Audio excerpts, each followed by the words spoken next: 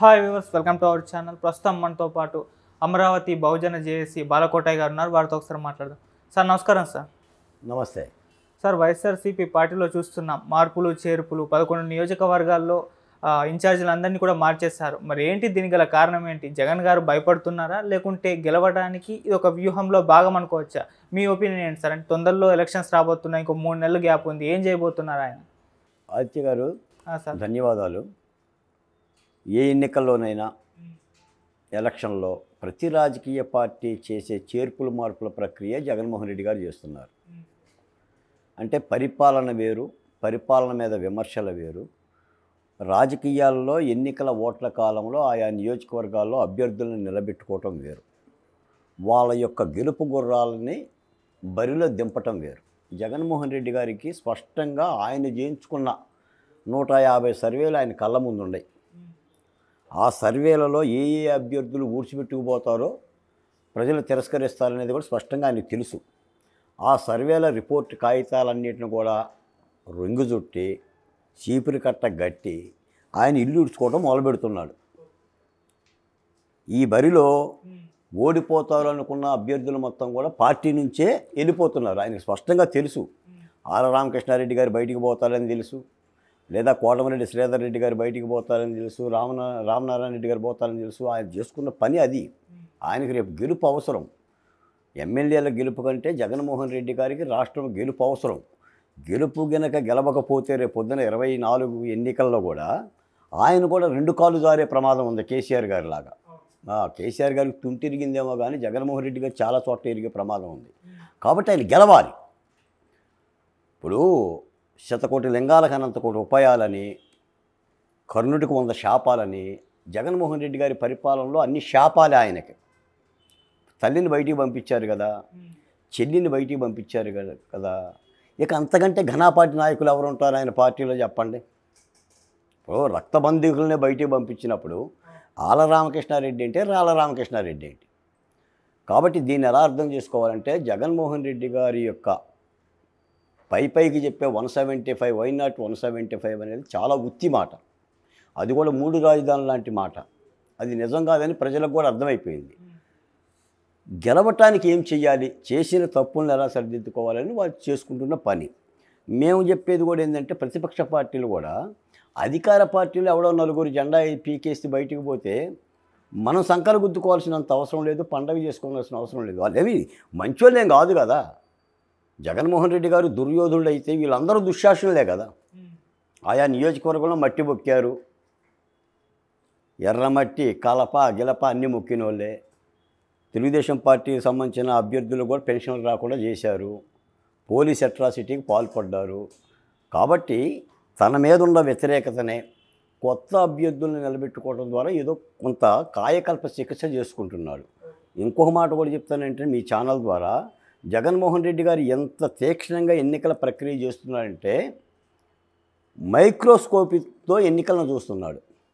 ఆఖరికి inter caste కలిగిన కులాంతర వివాహాలు చేసుకున్న అభ్యర్థుల్ని బరిలో దింపుతున్నాడు.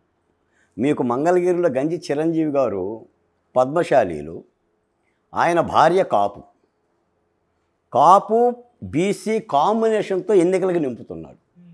పద్మశాలీలు 70,000 ఓట్లు ఉన్నాయి, కాపులవి 24,000 ఓట్లు ఉన్నాయి. మొత్తం నియోజకవర్గంలో 2 లక్షల ఓట్లు ఉంటే గెలుపు సునాయాసనం అవుతుంది. ఇదే గంజి చిరంజీవి గారు రామకృష్ణారెడ్డి గారి మీద పోటీ చేస్తే 2014లో రామకృష్ణారెడ్డి గెలిచిన మెజార్టీ 12 ఓట్లు, కేవలం 12 ఓట్లు. గంజి చిరంజీవి మీద ఆల రామకృష్ణారెడ్డి గారు 12 ఓట్లతో గెలిచాడు. లోకేష్ గారి మీద దాదాపు 5,000 6,000 మెజార్టీతో గెలిచాడు. అంటే అలా మైక్రోస్కోపిక్ చేసుకుంటున్న పరిస్థితి. మేమనేది ఏంటంటే ఎన్ని చేర్పులు మార్పులు చేసినా జగన్మోహన్ రెడ్డి గారు 5 ఏళ్ల పరిపాలన చేసిన చాలా తప్పిదాలు ఆయన కొంపే ముంచుతాయి. ఇప్పుడు రామయ్య అని చెప్పేసి ఒక ఊర్లో ఒకడు ఉన్నాడంట. వాడు మంచి దైవభక్తుడు. ఆయన ఏమనుకుంటాడంటే ప్రతి మాటకి ఏం చెప్తాడంటే, నాకు ఏ అపాయం వచ్చినా నేను నమ్ముకున్న దేవుడే చూస్తాడు, నన్ను ఆయనే ఆదుకుంటాడు అంటుంటాడు. ఓసారి తుఫాను వచ్చిందంట, ఊళ్ళో వరద వచ్చింది. వరద వస్తే రామయ్య ఆ వరద నుంచి బయటపడుకోకుండా దేవుడు వస్తాడు కదని వరదలోనే చిక్కుకుపోయాడు. మొట్టమొదటి తాడి చెట్టు కనిపించింది, అది ఎక్కల. తర్వాత ఒక పడవ వచ్చింది, పడవ వచ్చి రామయ్య ఈ పడవ ఎక్కువ అన్నారు. నేను ఎక్కనో నాకు దేవుడు ఉన్నాడు, దేవుడు నన్ను కాపాడుతాడులే, మీరు వెళ్ళిపోండి అన్నాడు. తర్వాత వాడొచ్చింది. వాడలో ఉన్న వాళ్ళు పిలిచారు, అరే ఎక్కువైపోయిందిరా వరద, చనిపోతావు రారా అని. నాకు దేవుడు ఉన్నాడు అన్నాడు. వాళ్ళు వెళ్ళిపోయారు. తర్వాత హెలికాప్టర్ వచ్చింది. హెలికాప్టర్ వాళ్ళు పిలిచినా కూడా ఎక్కల రామయ్య. ఆఖరికి రామయ్య వరదలో చనిపోయి పైకి పోయాడు. పైకి పోయిన తర్వాత నమ్ముకున్న దేవుడు కనిపించాడు. ఏమయ్యా, నేను నిన్ను నమ్ముకుని ఎన్నో పూజలు చేశాను, ఆ వర్షాన వరద వస్తే నన్ను ఎందుకు నువ్వు కాపాడలేకపోయావు అని చెప్పేసి దేవుడిని నిలదీశాడు. అప్పుడు దేవుడు చెప్పిండు, ఒరే రామయ్య, ఆ తాడిచెట్టు పంపించింది నేనే, ఆ పడవ పంపించింది నేనే, ఓడ పంపించింది నేనే, హెలికాప్టర్ పంపించింది నేనే, నువ్వెక్కలేదు, నన్ను ఏం చేయమంటావు కాబట్టి నువ్వు చచ్చిపోయావు, నేను నమ్ముకున్నాను కాబట్టి నీ కోసం పంపించాను అని. అలాగనే జగన్మోహన్ రెడ్డి గారికి చాలా చెప్పాం, అయ్యా రాజధాని అమరావతిని ధ్వంసం చేయొద్దయ్యా అని. వినలా. 3 రాజధానులని 3 ముక్కలాట వద్దన్నాం, వినలా. ప్రత్యేక హోదా నువ్వు తెస్తానన్నావు కాబట్టి కాస్త కలబడవయ్యా, కేంద్రంతో గట్టిగా మాట్లాడవయ్యా అన్నాం, నువ్వు వినలా. జాబ్ క్యాలెండర్ ఇవ్వు, ప్రతి ఏటా జనవరిలో నువ్వు ఇస్తానన్నా, 4 ఉద్యోగాలు ఇవ్వమన్నావు, వినలా. ఇసుకను దూరం చేయమాకు, భవన నిర్మాణ కార్మికులు కడుపు కొట్టమాకు అని అన్నాం, వినలా. దళితుల మీద అత్యాచారాలు చేస్తున్నావు, దాడులు, హత్యలు, శిరోమండనాలు, మూత్ర విసర్జనలు జరుగుతున్నాయి, ఒక నిజ నిర్ధారణ కమిటీ వేయండి, దీని మీద చర్యలు తీసుకోండి, హోమ్ మినిస్టర్ ద్వారా కట్టడి చేయండి అన్నాం, వినలా. రాష్ట్రానికే రాజధాని లేకుండా చేసిండు, అప్పులు చేసిండు, అప్పుల ద్వారా వచ్చిన డబ్బుల్ని నవరత్నాల ద్వారా ఇస్తున్నాడు. ఫలితంగా ఏమైందంటే ఓటమి అంచుకు చేరిండు రామయ్యలాగా. తిరిగి ఆయన కాయకల్ప శిక్ష చేసుకుంటున్నాడు. కాబట్టి జగన్మోహన్ రెడ్డి గారు తన పరిపాలనా కాలంలో ఆయన నమ్ముకున్న కొమ్మని ఆయన కూర్చొని చేతులారా నరుక్కున్నాడు, ఆయన చేతిని ఆయనే భస్మాసుర హస్తంలాగా పెట్టుకున్నాడు, దుర్మార్గమైన పరిపాలన చేపించిండు. ఈ పరిపాలన నుంచి మళ్ళీ బయటపడటం కోసం ఈ విధమైన చేర్పులు, మార్పులు, అభ్యర్థుల మార్పులు ఇవి చేస్తున్నాడు. ఏదైనా జగన్మోహన్ రెడ్డి గారి పరిపాలన మళ్ళీ ఆంధ్రప్రదేశ్లో నిలబడటం అనేది అదొక దింపుడు కళ్ళం ఆశలాగా ఉంది.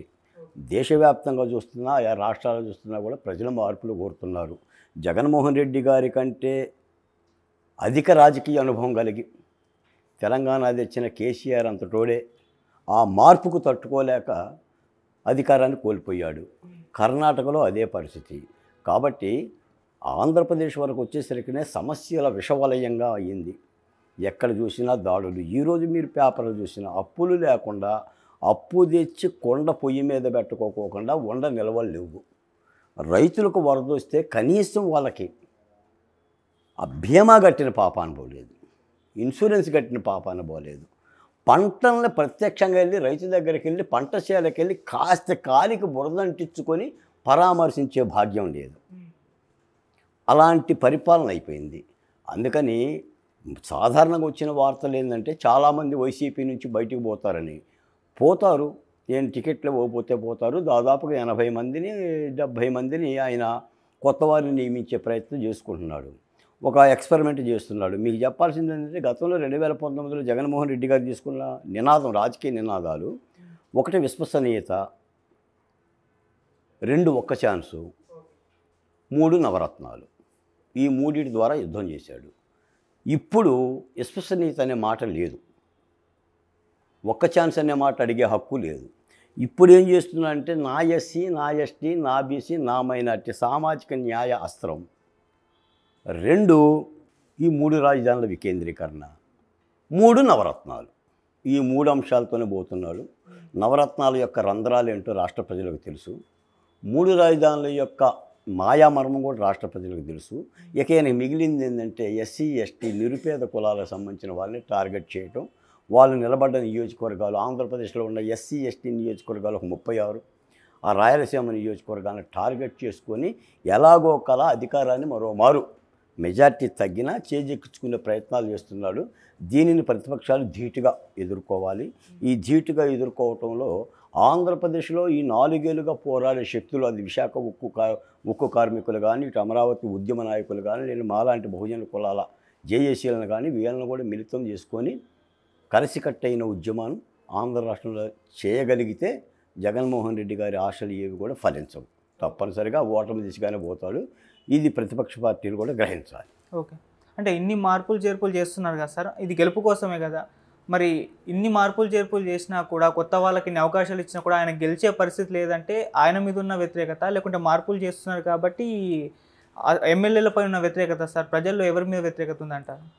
సహజంగా అన్నీ తానే పరిపాలన చేశాడు జగన్మోహన్ రెడ్డి గారు. ఆంధ్రప్రదేశ్లో పిల్లి ఉత్సవయ్యాలన్నా కూడా జగన్మోహన్ రెడ్డి గారి పర్మిషన్ కావాలి. ఆయనే చెప్పాడు. ఆయన ఒక వాలంటీర్ వ్యవస్థను పెట్టుకున్నాడు. ఆ వాలంటీర్ నుంచి జగన్మోహన్ రెడ్డి నుంచి వాలంటీరు లేదా సచివాలయం కార్యదర్శి, ఎమ్మెల్యేలు లేదా స్థానిక ప్రజాప్రతినిధులంతా కూడా నిమిత్త మాత్రులే. అయినా కూడా ఆయన చేసిన పాపాలు ఆయన చేశాడు. ఆయా నియోజకవర్గాల్లో ఎమ్మెల్యేలు వాళ్ళకి తోచిన పద్ధతిలో వాళ్ళు తినేశారు. వ్యతిరేకత విపరీతంగా ఉంది. ఏ ఎన్నికల్లోనైనా కూడా ముఖ్యమంత్రిని చూసి ఒక్కటే ఓటేయరు. ముఖ్యమంత్రి ప్రభావం ఉన్నా ఆయా నియోజకవర్గాల్లో నిలబడే ఎమ్మెల్యేల యొక్క ప్రభావం కూడా ఉంటుంది. ఎందుకంటే స్థానికంగా ప్రజలకు కావాల్సింది ఎమ్మెల్యే. ఆయన గుణగణాలు కానీ, ఆయన చేష్టలు కానీ, ఆయన మంచి చెడులు కానీ, విద్యార్హత కానీ, నడవడిక కానీ, ఈ డబ్బు మద్యం అనే అంశాలను పక్కన పెడితే వీటిని కూడా చూస్తారు. అందుకని ఆయన ఏంటంటే ఈ చేర్పుల మూలాన, మార్పుల మూలాన చేస్తే కొంత ఆ వ్యతిరేకత తగ్గుతుందని. ఇప్పుడు మీ నియోజకవర్గంలో ఒక అభ్యర్థి ఉన్నాడు, అభ్యర్థికి విపరీతమైన వ్యతిరేకత ఉంది, అతను తీసేసి పక్కన ఇంకొక ఆయన్ని పెట్టినప్పుడు కొంత వెసులుబాటు వస్తుంది కదా ప్రజలకి. అలా ఆయన సమీకరణ చేసుకోగలుగుతున్నాడు. ఇది రాజకీయాల్లో ఇది ఒక చదరంగం లాంటిది. ఆయన ఎత్తులు వేస్తున్నాడు. స్పష్టంగా ఆయన కళ్ళ ముందు కొన్ని రిపోర్ట్లు పెట్టుకున్నాడు. నువ్వు ఓడిపోతావు అని తెలిసిన తర్వాత, ఓడిపోతావని తెలిసిన అభ్యర్థికి ఆయన టికెట్ ఎట్టిస్తాడు? అవును. దానికి ప్రత్యామ్నాయ మార్గం ఏముందో కొత్త వాళ్ళని పెట్టుకోవటమే. అసలు నిజానికి 151 సీట్లతో గెలిచిన ఒక పార్టీ 4 ఏళ్లలో గుంజీలు తీస్తుంది అంటే గెలుస్తామా ఓడతామా అని అనుకుంటుందంటే, మేము చాలా చేశాము, దాదాపు 2,41,000 కోట్ల రూపాయలు ప్రజలకు ఇచ్చాము, అసలు ప్రజలంటే మేమే, అసలు ప్రతిపక్ష పార్టీనే లేదు, మేము సింహాలము, పులులము, ఎలుగుబంట్లు అని చెప్పినోడు ఎందుకు పోతున్నారు? పార్టీని వదిలి ఊపిరాడకపోతున్నారు. జగన్మోహన్ రెడ్డి దగ్గర ఊపిరాడకపోతున్నారు. ఆయన పార్టీలో ఉన్న ఇబ్బందులు అవి. వాటన్నిటి కూడా లెక్క చేయకోకుండా ఆయన కాయకల్ప శిక్ష చేసుకునే పనిలో భాగంగా కొత్త వాళ్ళను ఈ మైగ్రేషన్ సిస్టమ్ చేస్తున్నాడు. అంటే సహజంగా మేము చెప్పాల్సింది ఏంటంటే, పరిపాలన మీద విమర్శలు చేయటం, రాజకీయ విమర్శలు చేయటం లేదా పరిపాలన గురించి మాట్లాడటం వేరు. రాజకీయాల్లో ఓట్లను రాబట్టుకునేందుకు ఆయా కుల సమీకరణ చేసుకోవటము, వర్గ సమీకరణ చేసుకోవటము, మత సమీకరణ చేసుకోవటం అనేది సమాజాన్ని అలా తయారు చేశాం. ఇప్పుడు గత 20 ఏళ్ల క్రితం 25 ఏళ్ల క్రితం ఓ పంచికట్టు కట్టేవాడు కనిపిస్తాడు రాజకీయాల్లో. ఇప్పుడు పంచిరాడి అంటే లుంగీలు కట్టుకుని తిరుగుతుంటే, లుంగీలు బొడ్లో కత్తి పెట్టుకుని తిరిగినా ఓటేస్తున్నారు కదా ప్రజలు. సమాజాన్ని ఆ విధంగా నడవడి చేశారు కదా. ఇప్పుడు మీకు క్రైమ్ స్టోరీ కలిగిన వాళ్ళు, కేసులు కలిగిన వాళ్ళు ఎంతమంది చట్టసభల్లో లేరు? సుప్రీంకోర్టు అదే కదా మొత్తుకుంటుంది. కొన్ని సంవత్సరాలుగా చట్టసభల్లో ప్రజాప్రతినిధుల మీద కేసులు ఉండే, సత్వరం వాటిని తేల్చేయండి అని. మా ముఖ్యమంత్రి గారు కూడా బెయిల్ మీదే ఉండ కదా, మేమేమి మాది మరకే కదా.